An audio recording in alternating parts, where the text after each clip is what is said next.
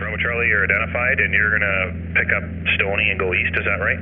That's correct. We're just following the convoy there, so we'll see where they're originating and follow along. Okay, that's all approved. Just stay 4,800 or below. The case. As the city begins to awaken, we are seeing cars on this early Monday morning take to the streets, many of them likely having breakfast, planning to go to the grocery stores today, doing all of these normal things, seemingly unaware of the absolute dependence they have on these truckers and the work they're doing. Truckers standing up not only for themselves and their own work, but for all against vaccine mandates.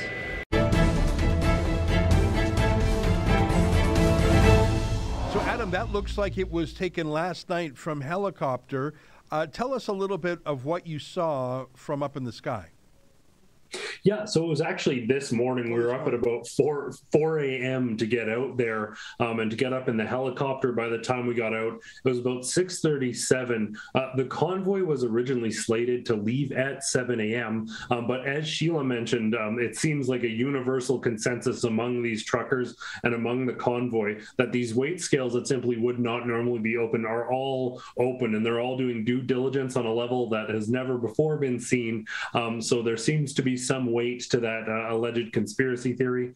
Conspiracy theories tend to come true these days in the COVID world, so it remains to be seen if we'll be able to find some information on that. But as we got up into the sky, it was incredible. We approached the truck stop in South Calgary where the crowd was gathering. As we mentioned, they were supposed to roll in last night, but some people were still arriving because of the massive delays this morning, well into the departure time.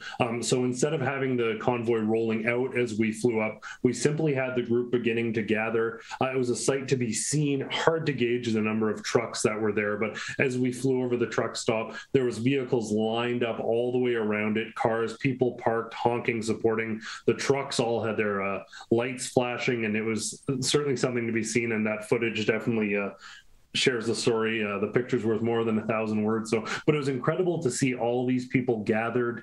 Even as we made our way out in the early morning, you'd see trucks driving from all directions with signs converging and gathering. And shortly after we departed the helicopter and landed again, we drove into town. You can only stay up for so long in the helicopter, and drove to where the convoy was leaving town. And we caught the tail end of that. And we've only been through a province and a half of progress of this convoy building. People are still just joining it right now, but it was already pretty much as far as your eye could see both directions.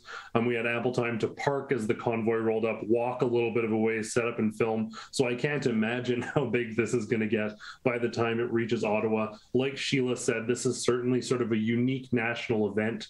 We're seeing for the first time these media outlets very often out there who've completely ignored the stories, completely ignored when 10,000 people are in the streets of Toronto, 5,000 people in the streets of Calgary.